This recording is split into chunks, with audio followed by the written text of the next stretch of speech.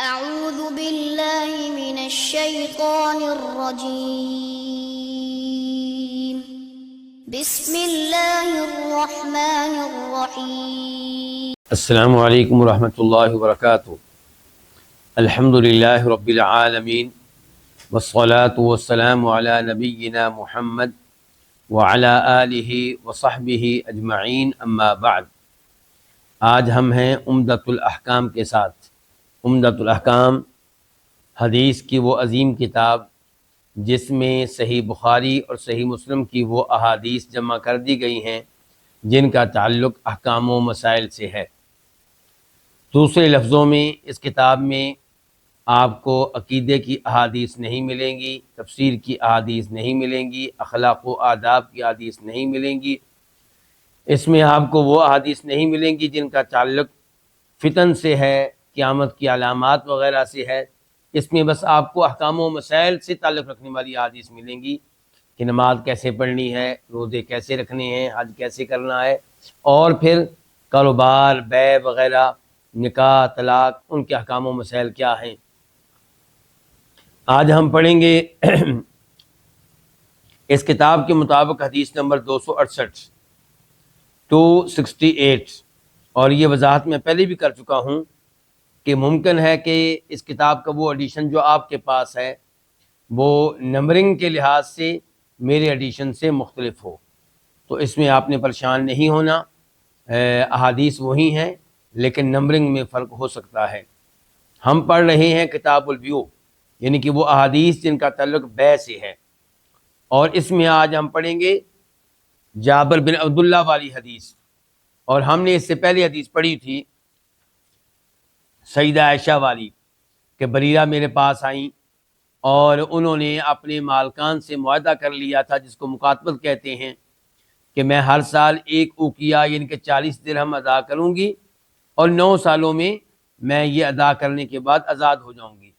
تو وہ مدد لینے کے لیے سیدہ عائشہ کے پاس آئیں، تو سیدہ عائشہ نے کہا کہ اگر آپ چاہیں تو آپ اپنے مالکان سے بات کریں، میں ابھی تمہاری قیمت پوری ادا کر دیتی ہوں اور تمہیں آزاد کر دیتی ہوں۔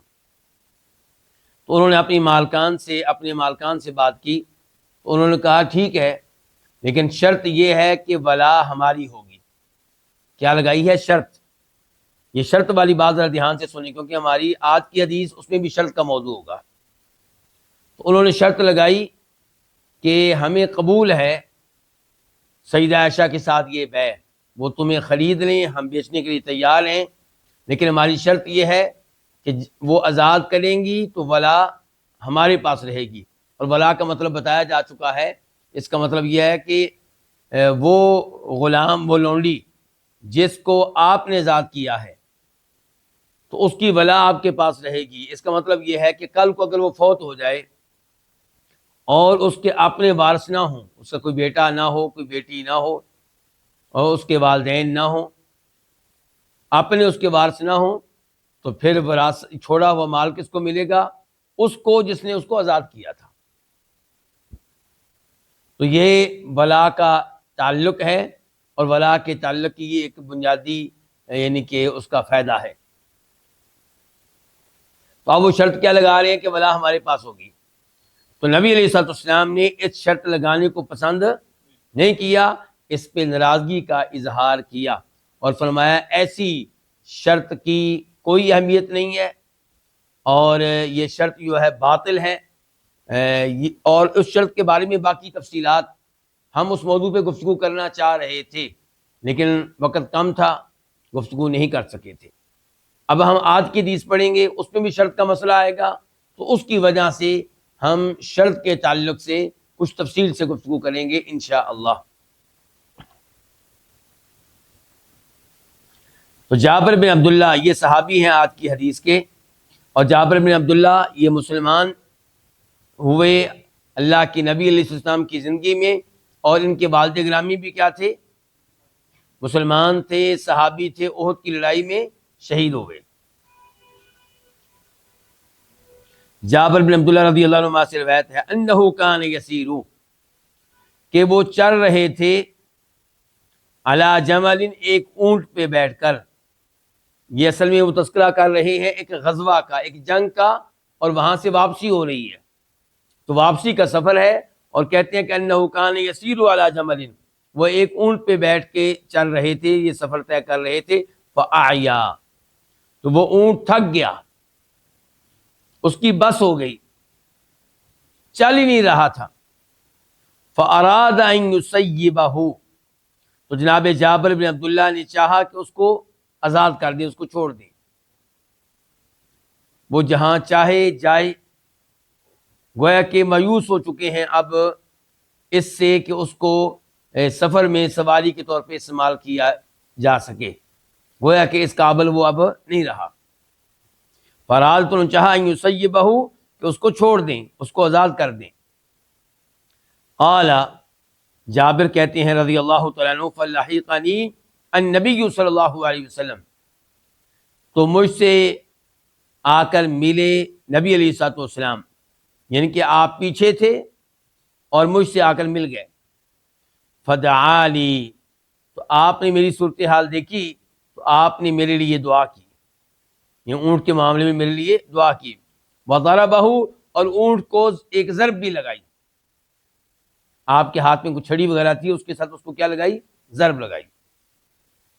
فصار سیرا لم یسر مثلہ قط، تو وہ اونٹ چلنے لگا اور ایسی چال چلا کہ ایسی چال اس نے کبھی نہیں چلی تھی، اس قدر تیز رفتاری اس میں آ گئی کہ ایسی تیز رفتاری اس میں کبھی نہیں دیکھی گئی۔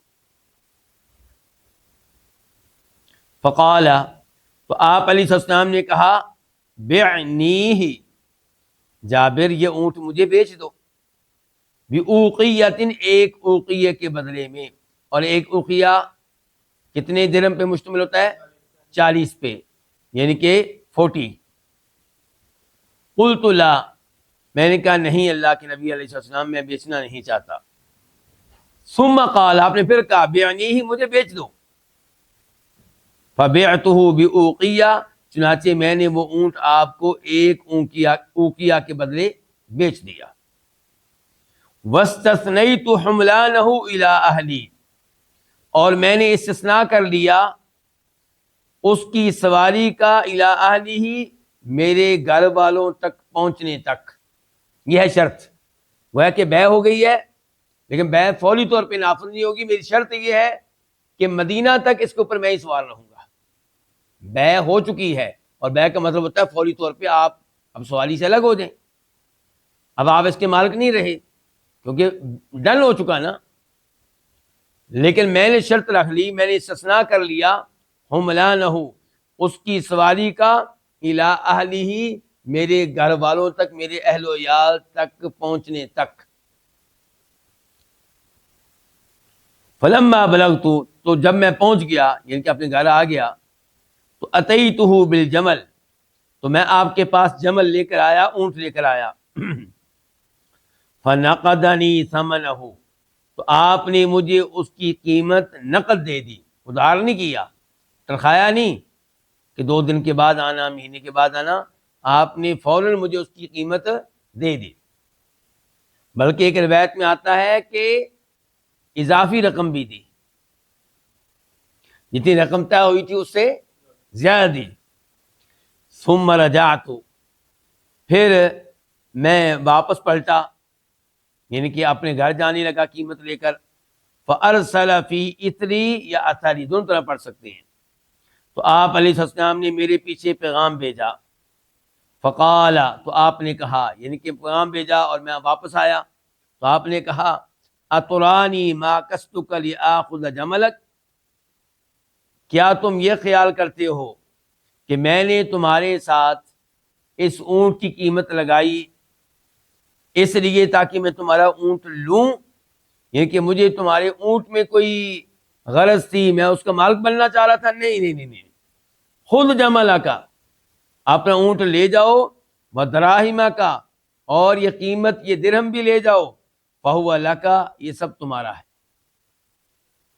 گویا کہ آپ علیہ السلام نے جابر کی مدد کرنا چاہیے ہے، یہ غریب آدمی کی مدد کا ایک طریقہ ہے۔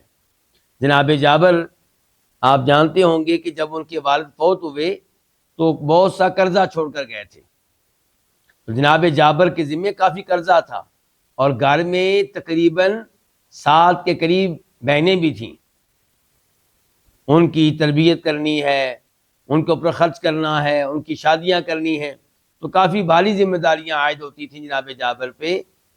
تو نبی علیہ السلام نے ان کی مدد کی اس موقع پہ بھی، اور قرض کی ادائیگی کے معاملے میں بھی آپ نے ان کی مدد کی تھی۔ اس حدیث کو روایت کیا امام بخاری رحمہ اللہ نے، نمبر ہے 2718 2718۔ اور ذرا غور کیجیے گا امام بخاری نے اس حدیث کے اوپر عنوان کیا قائم کیا ہے، باب کیا قائم کیا ہے، مسئلہ کیا اخذ کیا ہے اس سے۔ کہتے ہیں باب ہے اس بارے میں کہ اذا اشترط البائع ظهر الدابة الى مكان مسمى جاز، کہ جب کوئی چیز بیچنے والا، کوئی جانور بیچنے والا، کوئی سواری بیچنے والا شرط لگائے کہ میں اس سواری پہ سوار رہوں گا، سواری کرتا رہوں گا فلاں جگہ پہنچنے تک، تو جازا، یہ درست ہے، جائز ہے۔ ایسی شرط لگانا کیا ہے؟ جائز ہے۔ پچھلی شرط کے بارے میں ہمیں کیا پتا چلا تھا کہ وہ جائز نہیں ہے، وہاں ناراض ہو گئے، اور اس شرط کے بارے میں کیا پتا چلا کہ یہ شرط لگانا کیا ہے؟ جائز ہے۔ اس حدیث کو امام مسلم نے بھی روایت کیا ہے، نمبر ہے 715 715۔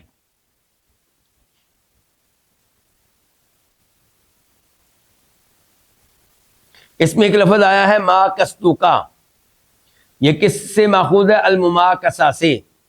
اس کا مطلب ہوتا ہے کہ لین دین کے معاملے میں گفتگو کرنا، قیمت کم کرنے کے لیے، قیمت بڑھانے کے لیے، اس کو کہتے ہیں مماکسہ، کہ میں نے جو تمہارے ساتھ بات چیت کی تھی اس کی قیمت طے کرنے کے لیے، کیا تم سمجھتے ہو میں نے اس لیے کی تھی کہ مجھے اونٹ چاہیے؟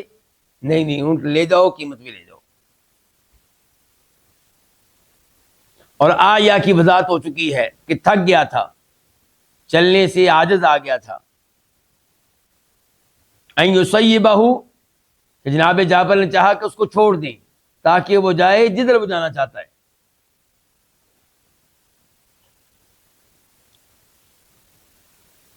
اس حدیث سے کیا کیا مسائل معلوم ہوئے؟ نمبر 1، یہ معلوم ہوا کہ کسی لشکر کے سربراہ کے لیے بہتر یہ ہوگا کہ وہ لشکر کے پیچھے پیچھے چلے، قافلے کے پیچھے پیچھے چلے، تاکہ وہ خیال رکھ سکے ان لوگوں کا جو کمزور ہیں، جو قافلے کے ساتھ چل نہیں سکتے، جو خود بیمار ہو جائیں یا ان کی سواری میں کوئی مسئلہ ہو جائے۔ نمبر 2، اس حدیث سے یہ پتا چلا کہ نبی علیہ الصلوۃ والسلام اپنی امت پہ کس قدر مہربان تھے، کس قدر شفقت کرنے والے تھے۔ چنانچہ جب آپ نے جناب جابر کو دیکھا کہ وہ پریشان ہیں اور ان کی صورتحال یہ ہے کہ اونٹ کے معاملے میں کافی تنگ ہو چکے ہیں، تو آپ نے ان کی مدد کی، نمبر 1 دعا کر کے، نمبر 2 اونٹ کو ہلکی سی ضرب لگا کے، اور اس وجہ سے وہ اونٹ اتنا تیز رفتار ہو گیا کہ اتنی تیز رفتاری اس میں پہلے کبھی نہیں دیکھی گئی۔ نمبر 3، اس حدیث سے پتا چلا کہ آپ علیہ الصلوۃ والسلام کے کئی معجزات تھے، اور یہ بھی ان معجزات میں سے ایک معجزہ تھا کہ ایسا اونٹ جو چلنے کے قابل نہیں رہا، جس کا مالک اس کو مفت میں چھوڑنے کے بارے میں سوچ رہا ہے، بیچنے کے بارے میں نہیں بلکہ چھوڑ دینے کے بارے میں، کہ اب یہ کسی قابل نہیں رہا، تو نبی علیہ السلام نے جب اسے ضرب لگائی تو وہ اتنا تیز رفتار ہوا کہ اتنا تیز رفتار پہلے وہ کبھی نہیں تھا۔ چوتھے نمبر پہ اس حدیث سے مسئلہ معلوم ہوا کہ حکمران، گورنر، خلیفہ، وزیر اعظم، وہ پبلک میں سے کسی کے ساتھ لین دین کر سکتا ہے، بیع و شراء کر سکتا ہے، کوئی چیز بیچ سکتا ہے، کوئی چیز خرید سکتا ہے، اس میں کوئی حرج نہیں ہے۔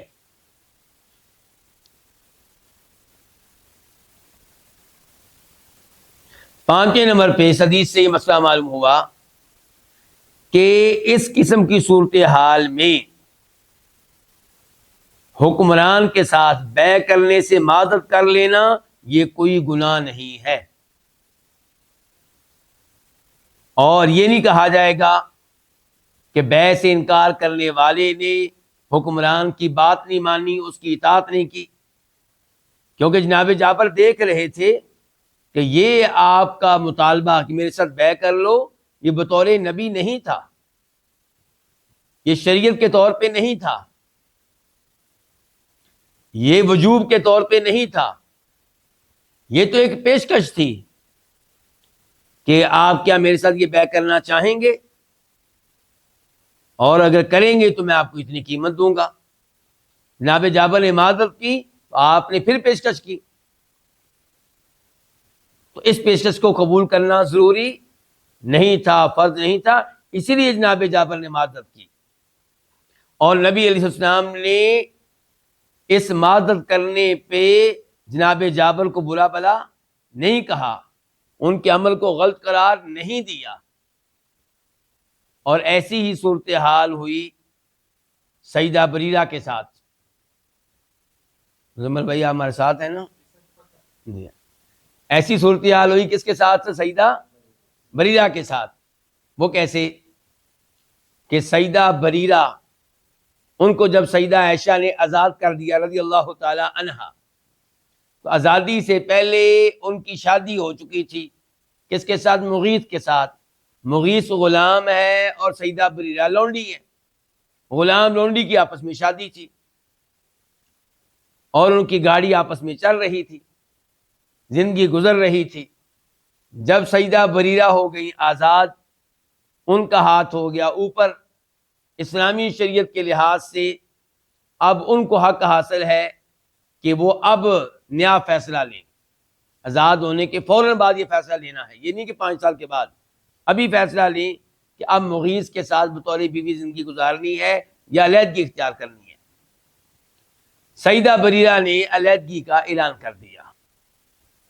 اب مغیث کو اپنی وائف سیدہ بریرہ سے بڑی محبت ہے، وہ سیدہ بریرہ کی منت سماجت کر رہا ہے اور علیحدگی نہیں چاہتا، حتیٰ کہ وہ سیدہ بریرہ کے پیچھے پھر رہا ہے، رو رہا ہے۔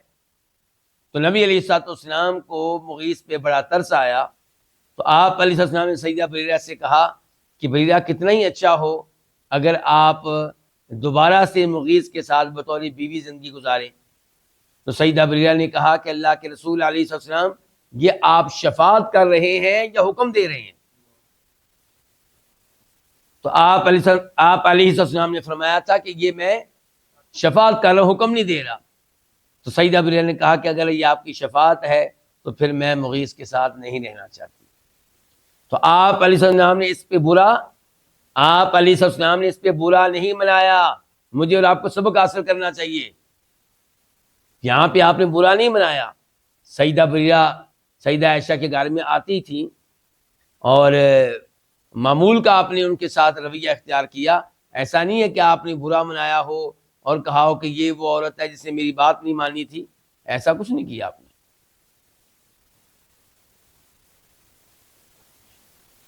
تو صحابہ کرام قرائن سے جان لیتے تھے کہ کون سی بات آپ کی شریعت کے طور پہ ہے، بطور نبی ہے، بطور رسول ہے، اور کون سی بات شریعت کے طور پہ نہیں ہے۔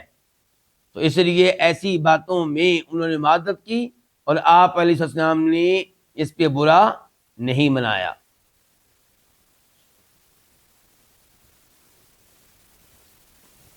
حافظ ابن حجر رحمہ اللہ نے اس حدیث سے یہ مسئلہ اخذ کیا ہے کہ اس حدیث سے پتہ چلا کہ انسان کے لیے جائز ہے کہ کسی چیز کو اپنی ملکیت سے نکال دے، اس کو بیچ دے، لیکن اس کا کوئی فائدہ جو متعین ہو، اس کو متعین کرنا ہے، وہ ایک مقررہ مدت تک اپنے پاس رکھ سکتا ہے۔ چیز بیچ دی ہے، لیکن کہتا ہے اس چیز کا یہ والا فائدہ 1 مہینے تک، 1 ہفتے تک، 5 دن تک، 2 دن تک میں لیتا رہوں گا، یہ فائدہ میرے پاس رہے گا۔ تو اس میں انشاءاللہ کوئی حرج نہیں ہے، جبکہ ہر چیز طے ہو رہی ہے، یہ بھی طے ہو رہا ہے کہ فائدہ کون سا، اور یہ بھی طے ہو رہا ہے کہ فائدہ کتنے عرصے تک۔ معاملات واضح ہیں.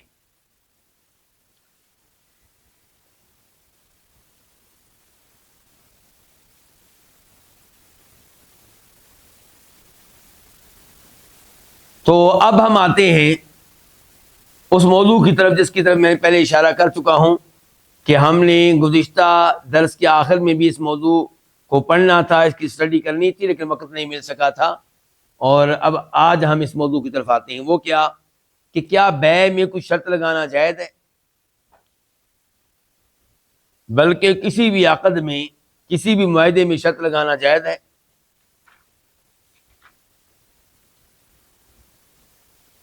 تو اس مسئلے میں علماء کرام میں اختلاف موجود ہے. مثال کے طور پہ ایک قول یہ ہے کہ جب آپ کسی فریق کے ساتھ کوئی معاہدہ کر رہے ہیں، کوئی عقد کر رہے ہیں، کوئی چیز خرید رہے ہیں، بیچ رہے ہیں، تو اس میں شرط لگانا جائز نہیں ہے، سوائے اس شرط کے جس کی اجازت قرآن و حدیث سے ملے. صرف وہ شرط لگا سکتے ہیں، اس کے علاوہ کوئی نہیں. کیونکہ نبی علیہ السلام نے بریرہ والی حدیث میں کیا کہا تھا؟ کل شرط لیس فی کتاب اللہ فہو باطل. ہر وہ شرط جس کا تذکرہ اللہ کی کتاب میں نہیں آیا تو وہ باطل ہے، وہ ناجائز ہے، وہ ناقابل قبول ہے.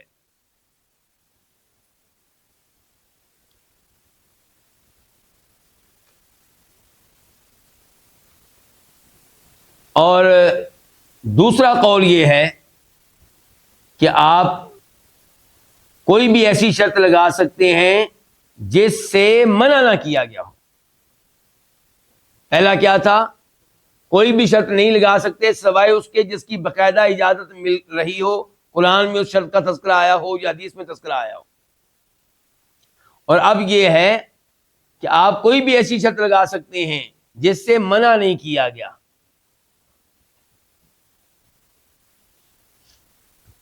اور یہ جو دوسرا موقف ہے یہ حنابلہ کا موقف ہے. شیخ الاسلام ابن تیمیہ رحمہ اللہ نے اس کو اختیار کیا ہے اور اس کی تائید کی ہے اور اس کو راجح قرار دیا ہے، اور یہی انشاءاللہ راجح ہے اس مسئلے میں. تو اب راجح کیا ہوا کہ بیع میں کوئی شرط لگائی جا سکتی ہے، جیسا کہ جناب جعفر نے شرط لگائی اور اللہ کے نبی علیہ السلام نے اس شرط کو قبول کیا. اور اس کے دیگر دلائل میں سے کون سے دلائل ہیں کہ شرط لگائی جا سکتی ہے؟ ایک دلیل یہ ہے کہ شرط لگانا یہ کوئی عبادت نہیں ہے، بلکہ یہ ایک معاملہ ہے، ایک ڈیلنگ ہے، ایک عادت ہے. اور عادات کے بارے میں، معاملات کے بارے میں اصول کیا ہے؟ ہر معاملہ جائز ہے سوائے اس معاملے کے جس سے شریعت میں منع کیا گیا ہو.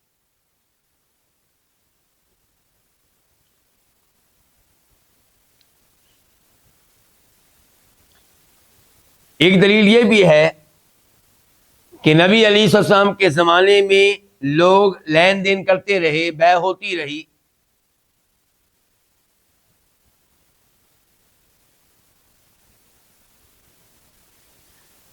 تو صحابہ کرام بیع بھی کرتے تھے، شرطیں بھی لگاتے تھے، اور پھر نبی علیہ السلام سے نہیں پوچھتے تھے کہ کیا یہ شرط لگائیں یا نہ لگائیں. تو اس سے پتہ چلا کہ شرط لگانا جائز ہے، اس میں کوئی حرج نہیں ہے.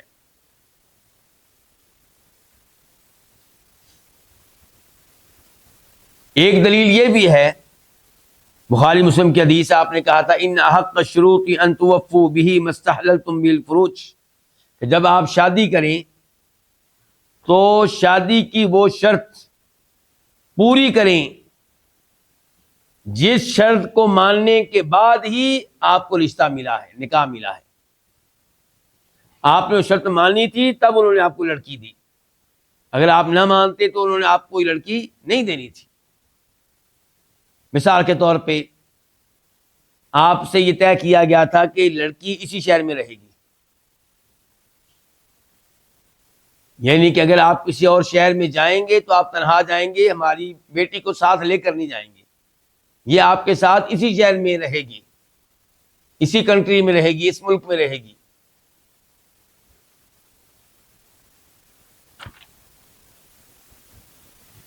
تو اب یہاں پہ آپ نے کہا کیا کہا اللہ کے نبی علیہ السلام نے کہ وہ شرط زیادہ حقدار ہے کہ اس کو پورا کیا جائے جو شرط آپ نے نکاح کے موقع پہ قبول کی تھی.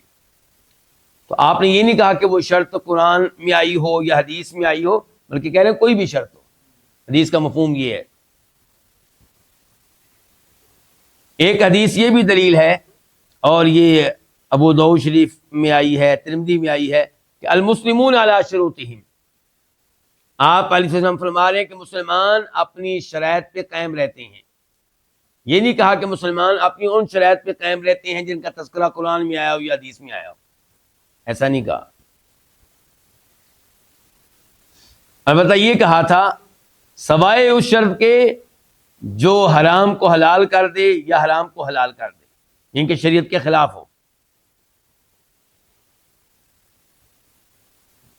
تو اب راجے بھی آپ کو بتا دیا گیا، دلیل بھی بتا دیے گئے. تو کیا راجے ہے کہ بیع میں کوئی بھی شرط لگائی جا سکتی ہے جب تک کہ قرآن و حدیث میں اس شرط کی ممانعت نہ آئی ہو، قرآن و حدیث کے خلاف نہ ہو وہ. اور اس کے دلیل بھی آپ کو کافی سارے دے دیے گئے ہیں. اب یہاں پہ ایک اعتراض ہو سکتا ہے کہ سیدہ بریرہ والی حدیث میں یہ آیا تھا کہ کل شرط لیس فی کتاب اللہ فہو باطل. ہر وہ شرط جو اللہ کی کتاب میں نہیں ہے تو وہ باطل ہے. اس کا مطلب یہ ہے کہ صرف وہی شرط لگا سکتے ہیں جس کی اجازت قرآن و حدیث میں آئی ہے. جبکہ ہم نے راجے کس کو قرار دیا ہے کہ کوئی بھی آپ شرط لگا سکتے ہیں سوائے اس شرط کے جس سے منع کیا گیا ہے.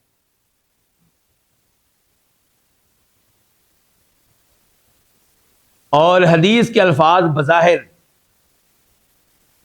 ساتھ دے رہے ہیں ان لوگوں کا جن کا موقف یہ تھا کہ کوئی بھی شرط آپ نہیں لگا سکتے سوائے اس شرط کے جس کی اجازت باقاعدہ قرآن و حدیث میں آئی ہے. تو یہ ان کی دلیل ہے، یہ ان کی پاس حدیث ہے. تو یہاں پہ ہم واضح کریں گے اس حدیث کا مطلب. اس حدیث کا مطلب یہ ہے کہ کل شرط لیس فی کتاب اللہ، کہ ہر وہ شرط جو کتاب اللہ میں نہیں آئی، مراد یہ کہ ہر وہ شرط جو اللہ کے حکم میں نہیں آئی، یعنی کہ جو اللہ کے احکام، اللہ کی شریعت کے مخالف نہیں ہے. ہر وہ شرط جو اللہ کی کتاب کے مخالف ہے وہ ناقابل قبول ہے. ہر وہ شرط جو اللہ کی کتاب کے مخالف ہے وہ ناقابل قبول ہے.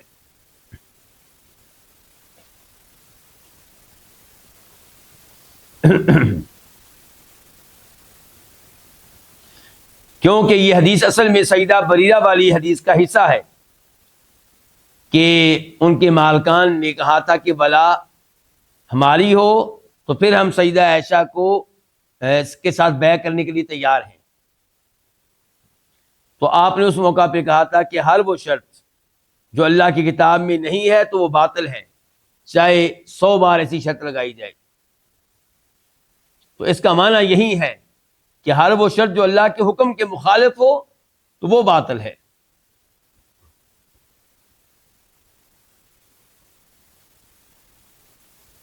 اچھا، اب یہاں پہ ایک مسئلہ اور ہوگا، وہ یہ کہ کیا شادی کے موقع پہ یہ شرط لگائی جا سکتی ہے کہ آپ اس شرط پہ ہماری بیٹی سے نکاح کر سکتے ہیں کہ آپ دوسری شادی نہیں کریں گے؟ کیا یہ شرط لگائی جا سکتی ہے؟ بہت سے علماء کرام یہ سمجھتے ہیں کہ یہ شرط نہیں لگائی جا سکتی، جبکہ راجح بات یہ کہ شرط لگائی جا سکتی ہے. کیوں؟ اس معاملے میں اصول یہ ہے کہ شرط لگائے بغیر کیا یہ کام کرنا جائز ہے؟ یعنی کہ کیا یہ جائز ہے کہ کوئی آدمی خود ہی طے کر لے کہ میں دوسری شادی نہیں کرنی؟ جائز ہے جی؟ بولیے، آپ ادھر ہی ہیں نا. جائز ہے. تو جب یہ جائز ہے تو پھر شرط کے طور پہ بھی جائز ہے. اس کا مطلب یہ کہ کام حرام نہیں ہے، اسی لیے تو آپ خود طے کر سکتے ہیں کہ میں دوسری شادی نہیں کرنی. اگر ایک آدمی دوسری شادی نہیں کرتا پوری زندگی تو کیا اس نے کوئی گناہ کیا ہے؟ نہیں. تو پھر اس کا مطلب یہ ہے کہ اس چیز کو شرط کے طور پہ بھی لاگو کیا جا سکتا ہے اور اس میں پھر کوئی حرج نہیں ہے.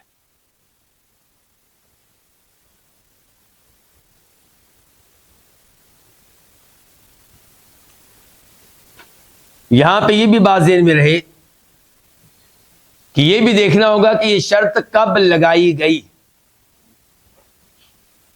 آپ کا نکاح ہو گیا، نکاح کے ایک ہفتہ کے بعد آپ سے کہا جاتا ہے جی ہماری شرط یہ ہے کہ آپ اس بچی کو کسی اور شہر میں نہیں لے جا سکتے. اب اس شرط کی کوئی حیثیت نہیں ہے، نکاح کا معاہدہ تو پہلے ہو چکا. اب وہ لڑکا ماننا چاہے تو اس کی مرضی، لیکن نہ مانے تو اس کے اوپر یہ شرط یعنی کہ اس کے اوپر لاگو نہیں کی جا سکتی. اگر یہ شرط معاہدہ کے موقع پہ لگائی جائے، بیع میں کوئی شرط لگائی جائے، نکاح کے موقع پہ لگائی جائے، جب ہو رہا ہے طے رشتہ اس موقع پہ، تو پھر اس کی حیثیت ہے، پھر اس کو مانا جائے گا. شادی کے علاوہ آپ گاڑی کی طرف آ جائیں. گاڑی کی بیع ہو گئی اور ایک ہفتے کے بعد کہتا ہے جی یہ گاڑی اس شرط پہ آپ کے پاس رہے گی کہ میں ایک ہفتہ اس کو اپنے پاس رکھوں گا. تو اب اس کی مرضی ہے، کس کی؟ جو اب نیا مالک ہے، جس نے اب خریدی ہے، کہ وہ اس بات کو ماننے نہ ماننے. اسے مجبور نہیں کیا جا سکتا اس بات کے ماننے پہ. اچھا، اب ہم آتے ہیں صرف کہ شرط باطل کب ہوتی ہے. اب کیا شرط باطل کب ہوتی ہے؟ نمبر ایک، شرط باطل ہوگی وہ شرط جو بیع کے مقاصد کے خلاف ہو.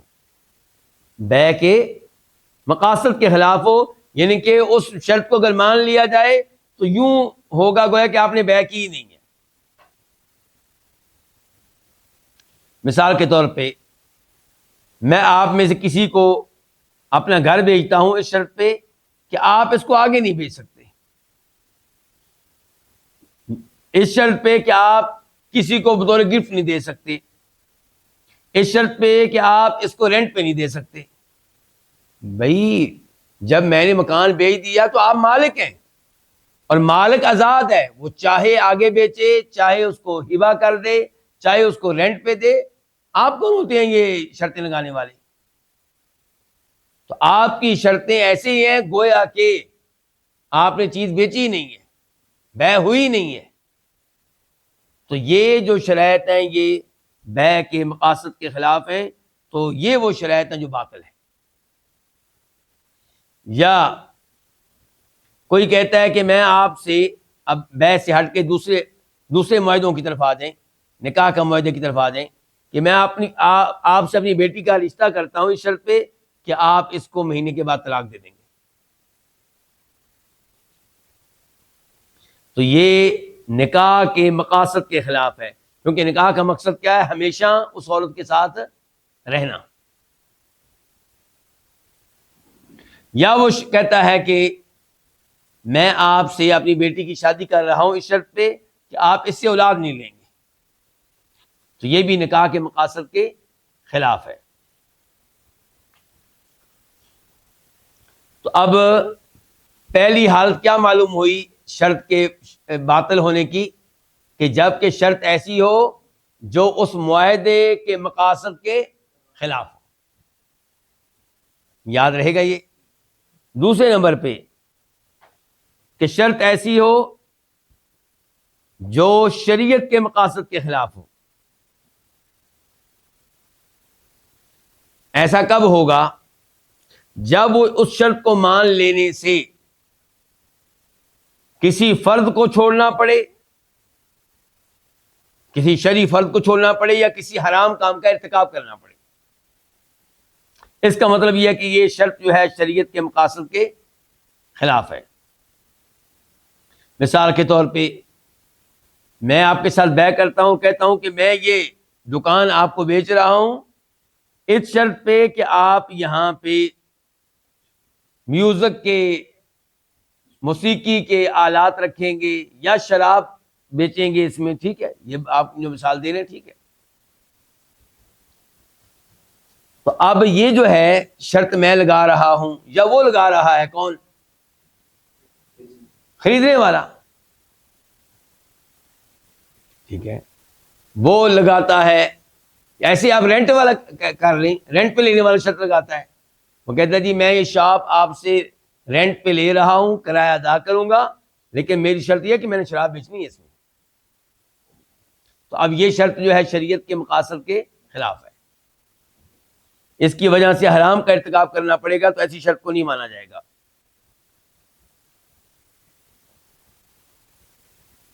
یا پھر اس شرط کو ماننے کی وجہ سے کسی شرعی واجب کو، کسی شرعی فرض کو چھوڑنا پڑے گا. مثال کے طور پہ آپ کو میں یہ گاڑی بیچتا ہوں، لیکن میری شرط یہ ہے کہ اس پہ بیٹھ کر آپ والدین کو ملنے نہیں جائیں گے، اپنے والدین کو ملنے نہیں جائیں گے آپ، کیونکہ والدین کے ساتھ ملنا، صلہ رحمی کرنا کیا ہے؟ واجب ہے. اور یہاں پہ شرط لگائی جا رہی ہے کہ آپ یہ گاڑی مجھ سے خرید رہے ہیں، میں بیسیکلی تیار ہوں، لیکن چونکہ میری آپ کے والدین کے ساتھ نہیں بنتی تھی، تو اس لیے میری شرط یہ ہے کہ آپ میری گاڑی پہ بیٹھ کے اپنے والدین کو ملنے نہیں جائیں گے. تو یہ شریعت کے مقاصد کے خلاف ہے، تو ایسی شرط کا کوئی اعتبار نہیں ہوگا. یا پھر ایسی شرط ہو جو کسی نص کے خلاف ہو، قرآن کے خلاف، حدیث کے خلاف. اور اس کی مثال یہ ہے کہ غلام آپ کو بیچ رہا ہوں، لونڈی آپ کو بیچ رہا ہوں، لیکن شرط میری یہ ہے کہ جب آپ اس کو آزاد کریں گے اس کی ولا میرے پاس رہے گی. اب شریعت کا اصول یہ ہے کہ ولا کس کی؟ جو آزاد کر رہا ہے. تو یہ تو نص کے خلاف ہو گیا بالکل واضح طور پہ، تو ایسی شرائط کا کوئی اعتبار نہیں ہوگا. اچھا، اب شرائط کے تعلق سے ہم آخری موضوع کی طرف آتے ہیں. وہ یہ ہے کہ اگر ایسی شرط لگا دی جائے اور بے ہو جائے، اب اس بے کا حکم کیا ہے؟ کیا وہ شرط جو ہے اس کو ختم کیا جائے گا یا وہ معاہدہ ہی کینسل کر دیا جائے گا؟ تو اس میں پہلی صورت یہ ہے کہ شرط لگانے والا جانتا ہے کہ شرط لگانا ناجائز ہے. شرط لگانا کیا ہے؟ ناجائز ہے. جیسے وہ لوگ جو شرط لگا رہے تھے سیدہ عائشہ کے ساتھ کہ ولا ہماری ہوگی، ان کو مسئلہ معلوم تھا کہ یہ شرط لگانا کیا ہے؟ غلط ہے. تو نبی علیہ السلام نے کیا کہا تھا کہ سیدہ عائشہ سے کہا تھا تم معاہدہ کر لو اور اس شرط کا کوئی اعتبار نہیں ہوگا. اس کا مطلب یہ ہے کہ وہ شرط جو ہے وہ ختم کر دی جائے گی اور معاہدہ قائم رہے گا. معاہدہ قائم رہے گا. تو اب یہ آدمی جس نے دکان خریدی ہے اور شرط یہ طے ہوئی تھی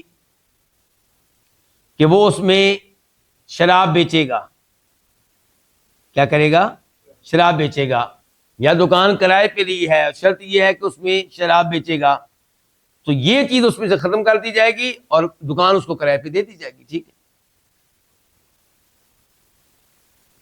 اب رہ گیا وہ آدمی جس نے کوئی شرط لگائی، شرط حرام ہے لیکن اس کو پتہ نہیں تھا کہ شرط حرام ہے. اس کا کیا حکم ہوگا؟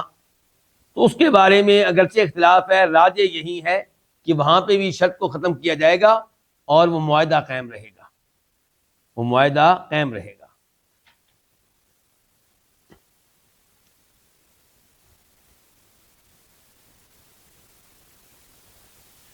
یہاں ایک چھوٹا سا مسئلہ بتایا جائے گا جس کا شرائط سے تعلق ہے اور ہمارے موجودہ حالات سے تعلق ہے، کہ جس کو پتا ہے کہ فلاں شرط حرام ہے اس کو اس معاہدے کا حصہ نہیں بننا چاہیے، چاہے وہ شرط ایسی ہو جس سے عقد باطل ہو یا نہ ہو. مثال کیا ہے اس کی؟ Credit card. جس میں شرط لگائی جاتی ہے، سائن کرتے ہیں آپ، بینک آپ سے سائن لیتا ہے کیا کہ جب آپ ہمارا کارڈ استعمال کریں گے، کہیں شاپنگ کریں گے، اور شاپنگ آپ ان پیسوں سے بھی کریں گے جو آپ کے اکاؤنٹ میں موجود نہیں تھے. مثال کے طور پہ آپ کے اکاؤنٹ میں تھے 20,000 روپیہ، شاپنگ کی آپ نے 1,00,000 روپے کی، اب 80,000 روپیہ آپ نے بینک سے کیا لیا ہے؟ قرضہ لیا ہے.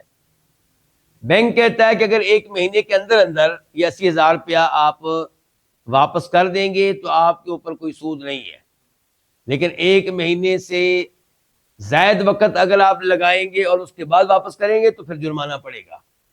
تو یہ جرمانہ حقیقت میں کیا ہے؟ سود. تو ایسا معاہدہ کرنا جائز نہیں ہے، خصوصاً جب کہ آپ کو پتا ہے کہ بینک آپ کو اس معاہدے سے پیچھے ہٹنے نہیں دے گا. لیکن آپ یہ سوچتے ہیں، یہ اہم بات ہے جو ابھی کرنے لگا ہوں، آپ یہ سوچتے ہیں کہ کوئی مسئلہ نہیں ہے، میں ایسی صورتحال پیدا ہی نہیں ہونے دوں گا، جب کبھی میں بینک سے قرض لوں گا وقت پہ واپس کروں گا. لیکن آپ نے سائن تو کر دیے، دستخط تو کر دیے، موافقت تو کر دی کہ اگر کوئی صورتحال پیدا ہوگی تو میں جرمانہ ادا کروں گا، سود ادا کروں گا. اس لیے کریڈٹ کارڈ جو ہے اسے استعمال کرنا درست نہیں ہوگا. اس کی جگہ پہ کون سا جائز درست ہوگا؟ جی ڈیبٹ کارڈ. جی تو یہ تھی گفتگو ہماری کس کے تعلق سے؟ شرائط کے تعلق سے.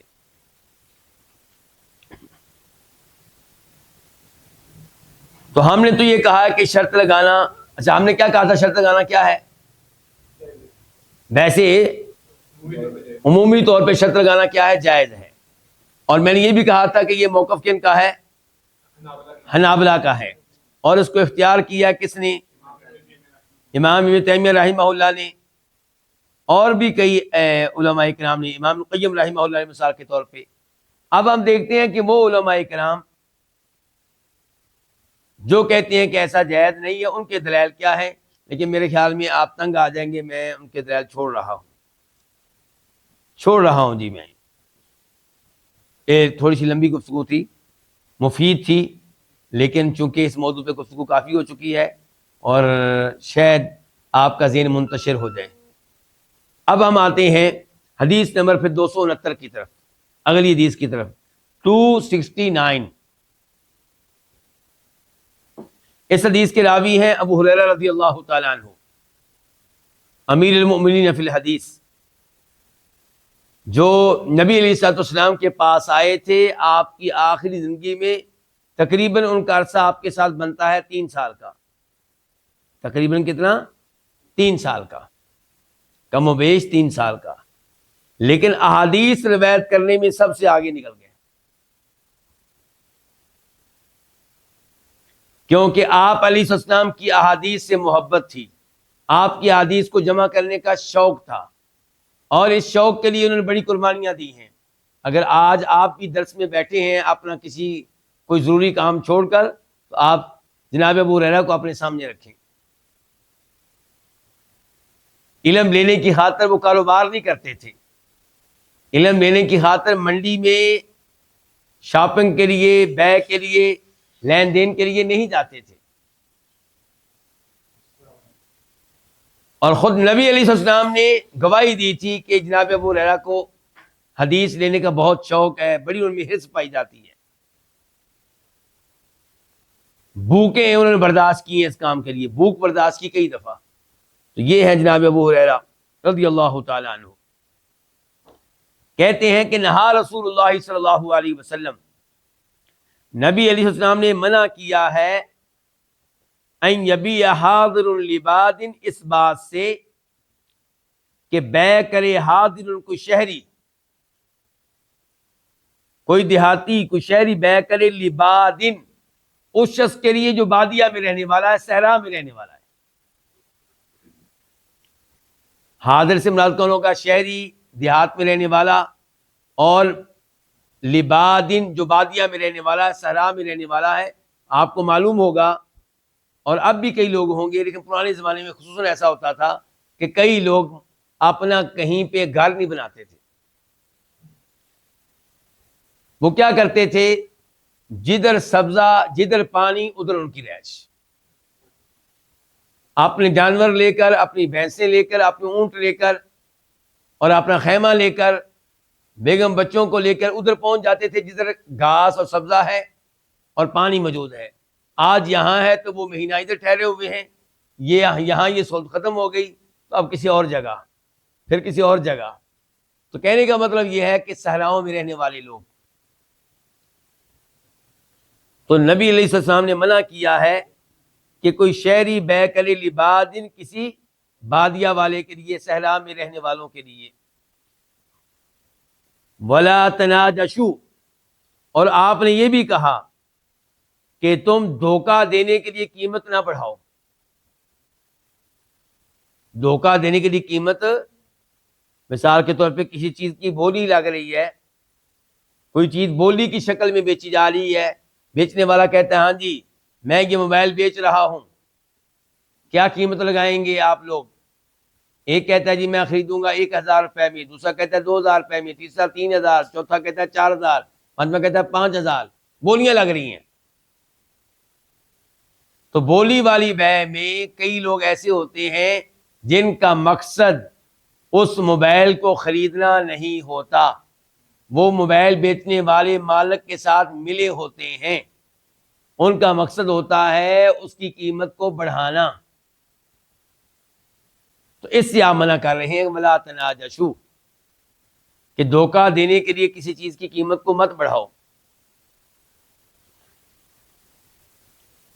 ولا یبیع الرجل علی بیع اخیہ، اور کوئی آدمی اپنے بھائی کی بیع پہ بیع نہ کرے۔ اس کا کیا مطلب ہے؟ اپنے بھائی کی بیع پہ بیع نہ کرے۔ مثال کے طور پہ آپ بیچ رہے ہیں اپنی گاڑی، اور کسی نے گاڑی آپ سے خرید لی ہے، لیکن اس نے آپ کے ساتھ معاہدہ یہ کیا کہ 3 دن میں استعمال کروں گا، اور اگر میں نے واپس کرنا چاہی تو آپ رکاوٹ نہیں بنیں گے۔ بیع ہو گئی ہے، لیکن 3 دن کے اندر اندر میں واپس کر سکتا ہوں، معاہدہ ہو گیا۔ اب کوئی اور آدمی آتا ہے کس کے پاس؟ بیچنے والے کے پاس، کہ آپ نے اس کو یہ گاڑی دی ہے 15 لاکھ میں آپ کو 16 لاکھ روپے دیتا ہوں، آپ مجھے دے دیں۔ بلکہ یہاں پہ یہ کہنا زیادہ واضح ہوگا، اختیار کس کے پاس ہے؟ یہاں خریدنے والے کے پاس۔ اس کے پاس جاتا ہے کوئی آدمی، کہتا ہے یہ گاڑی واپس کرو، میری گاڑی اس سے اچھی ہے، تم نے 15 لاکھ روپے کی لی ہے، میں تمہیں 14 لاکھ روپے میں دے دوں گا۔ ٹھیک ہو گیا؟ کیونکہ یہاں پہ اختیار اس کے پاس ہے نا۔ تو کہنے کا مطلب یہ ہے کہ اس انداز سے بیع کے اوپر بیع کی جا رہی ہے تو یہ کیا ہے؟ یہ منع ہے۔ بلکہ قیمت کے اوپر قیمت لگانا بھی ممنوع ہے، بیع کے اوپر بیع کرنا بھی منع، قیمت کے اوپر قیمت لگانا بھی منع۔ آپ اندازہ لگا سکتے ہیں کہ شریعت نے یہ ساری پابندیاں اس لیے عائد کی ہیں تاکہ مسلمانوں کی آپس میں محبت قائم رہے، لڑائی جھگڑے سے بچ جائیں، ایک دوسرے کو قتل کرنے سے بچ جائیں، اور ایک دوسرے سے نفرت کرنے سے بچ جائیں، کیونکہ یہی وہ امور ہیں جن کی وجہ سے بعد میں اختلافات پیدا ہوتے ہیں۔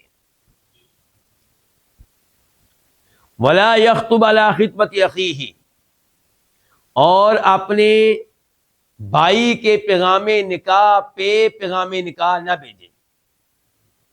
ایک آدمی نے کسی گھر میں نکاح کے لیے پیغام بھیج رکھا ہے، اور ان کی آپس میں بات چیت چل رہی ہے، کچھ نہ کچھ رغبت بھی محسوس ہو رہی ہے، اوپر سے ایک اور لڑکا پیغام نکاح لے کر پہنچ جائے تو یہ جائز نہیں ہے۔ پھر فرمایا آپ نے وَلَا تَسْأَلِ الْمَرْأَةُ طَلَاقَ أُخْتِهَا لِتُخْفِيَ مَا فِي إِنَائِهَا، اور کوئی عورت اپنی بہن کی طلاق کا مطالبہ نہ کرے، سوال نہ کرے، تاکہ وہ الٹ دے اس چیز کو جو اس بہن کے برتن میں ہے۔ بہن سے مراد یہاں کون سی بہن ہے؟ مسلمان بہن۔ سوکن یعنی کہ شور سے مطالبہ کرنا کہ یہ اس کو آپ طلاق دیں، اس لڑکی کو، یعنی کہ یہ جو آپ کی پہلی بیوی ہے یا دوسری بیوی ہے اس کو طلاق دیں۔ کیوں مطالبہ کر رہی ہے؟ تاکہ الٹ دے اس کو جو اس کے برتن میں ہے۔ کیا مطلب جو اس کے برتن میں ہے؟ یعنی کہ اس کو خاوند ملا ہوا ہے، اور خاوند ملنے کی وجہ سے اس کو رہائش ملی ہوئی ہے، خاوند ملنے کی وجہ سے اس کو کھانا مل رہا ہے، اس کو لباس مل رہا ہے، اس کو سہولتیں مل رہی ہیں، اس کو حقوق مل رہے ہیں، تو گویا کہ اس کو ایک برتن ملا ہوا ہے جس میں کئی چیزیں ہیں، تو یہ اس برتن کو نہ الٹائے۔ اس حدیث کو روایت کے امام بخاری رحمہ اللہ نے، نمبر ہے 2140 2140۔ اب دیکھیے امام بخاری رحمہ اللہ نے اس کے اوپر باب کیا قائم کیا ہے، مسئلہ اسے کیا اخذ کیا ہے۔ امام بخاری کہتے ہیں باب لا یبیع علی بیع اخیہ، اپنے بھائی کی بیع کے اوپر بیع نہ کرے، ولا یصوم علی صوم اخیہ، اور نہ ہی اس کے ریٹ پہ ریٹ لگائے، حتی یأذن لہ، حتیٰ کہ وہ اس کو اجازت دے دے، اور یترک یا چھوڑ دے۔ کیا مطلب؟ یعنی کہ آپ بیع کے اوپر بیع کرنے لگے ہیں، اس بھائی سے اجازت لے لیں کہ جس کو آپ نے گاڑی بیچی ہے اور 3 دن کا اختیار دیا ہے، کیا میں اس کو اپنی گاڑی کی پیشکش کر سکتا ہوں؟ اگر وہ اجازت دے دے تو ٹھیک ہے، یا وہ بیع سے پیچھے ہٹ جائے پھر بھی ٹھیک ہے، ورنہ اس کی اجازت نہیں ہے۔ اچھا، اس حدیث میں ایک مسئلہ نہیں بلکہ کئی مسائل آ چکے ہیں۔ ان میں سے پہلا مسئلہ کیا ہے کہ شہری بادیہ والے کے لیے بیع نہ کرے، تو یہ حدیث ہم پہلے، اور یہ مسئلہ ہم پہلے پڑھ چکے ہیں، میں اشارہ کر دیتا ہوں، حدیث کے نمبر آپ کو بتا دیتا ہوں، میری کتاب میں کیا نمبر ہے۔ دیکھیں جو اس وقت ہم حدیث پڑھ رہے ہیں، میری کتاب میں، میرے ایڈیشن میں اس کا نمبر ہے 269 269، اور یہ پہلے ہم نے مسئلہ کہاں پڑھا ہے؟ حدیث نمبر 252 میں، 253 میں، 252 میں، 253 میں۔ کتنی حدیثیں پیچھے چلے جائیں آپ؟ تقریباً 15-16 حدیثیں پیچھے چلے جائیں، 15-16 حدیثیں پیچھے چلے جائیں، تو یہ مسئلہ اور یہ حدیث ہم نے پہلے پڑھی ہے۔ ہاں تقریباً اس معاملے میں ایک حدیث بھی آپ کے سامنے رکھتا ہوں، اس موقع پہ بھی رکھی تھی کہ نبی علیہ السلام کا فرمان ہے، یعنی کہ ایسا، یہ منع کیوں کیا گیا اس بات سے کہ شہری جو ہے وہ بادیہ والے کے لیے بیع کرے؟ اس کا مطلب کیا ہے؟ پہلے تو یہ ہے کہ ایک صحرا سے آدمی آ رہا ہے، کیا لے کر؟ مثال کے طور پہ خربوزے لے کر، وہ شہر میں آ کے خربوزے بیچنا چاہ رہا ہے، یا کوئی اور اپنی یعنی کہ زرعی چیز بیچنا چاہ رہا ہے، کوئی اور پھل بیچنا چاہ رہا ہے، کوئی سبزی بیچنا چاہ رہا ہے۔ اب وہ کہاں سے آیا ہے؟ صحرا سے، اس کو شہروں اور دیہاتوں کے معاملات کا زیادہ علم بھی نہیں ہے، اور وہ جلدی یہاں سے واپس جانا چاہتا ہے، تو وہ سستا بیچے گا کہ مہنگا بیچے گا؟ سستا بیچے گا۔ اب یہ جناب والا شہر کا رہنے والا اس سے کہتا ہے کہ سامان میرے والے کرو، میں تمہارے لیے بیع کرتا ہوں، اور تم نے مجھے اتنا پیسہ دینا ہے، اتنا کمیشن دینا ہے، یہ کرنا ہے، وہ کرنا ہے۔ اب اس کے بیچ میں پڑ جانے سے کیا ہوگا؟ ریٹ بڑھ جائیں گے کہ کم ہوں گے؟ بڑھ جائیں گے۔ تو آپ علیہ السلام فرما رہے ہیں کہ کوئی شہری دیہاتی کسی بادیہ والے کے لیے بیع نہ کرے، دعوا الناس، لوگوں کو چھوڑ دو، یرزق اللہ بعضهم من بعض، اللہ بعض کو بعض سے رزق دے۔ مسلم شریف کی حدیث ہے 1522 1522۔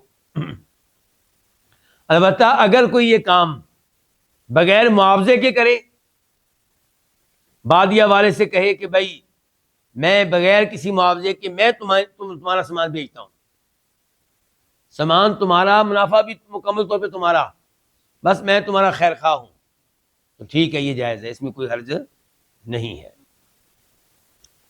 اچھا، آج کے حدیث میں دوسرا مسئلہ جو ہم نے پڑھا وہ کیا تھا کہ ولا تناجشوا، کہ دھوکہ دینے کے لیے قیمت بڑھانا یہ جائز نہیں ہے۔ تو یہ مسئلہ بھی ہم ادھر ہی پڑھ چکے ہیں جدھر یہ پہلا مسئلہ ہم نے پڑھا ہے۔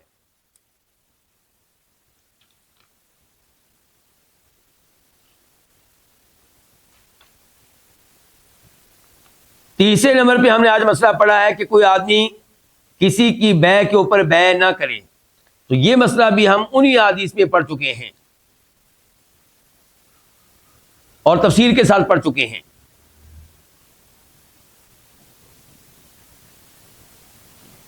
اس کے بعد رہ گیا مسئلہ کہ اپنے بھائی کے پیغام نکاح کے اوپر پیغام نکاح نہ بھیجے، تو اس کی تفصیل بھی تقریباً میں آپ کو بتا چکا ہوں کہ انتظار کرنا چاہیے، ان کی آپس میں بات چیت ختم ہو جائے،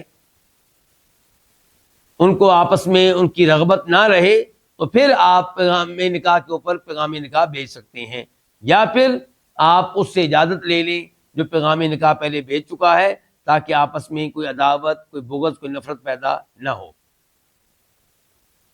اور آخری مسئلہ پھر یہ تھا کہ کوئی عورت اپنے خامد سے مطالبہ نہ کرے کہ اپنی پہلی بیوی کو طلاق دو، یا پہلی بیوی مطالبہ نہ کرے کہ یہ نئی بیوی جو تمہاری ہے اس کو طلاق دو۔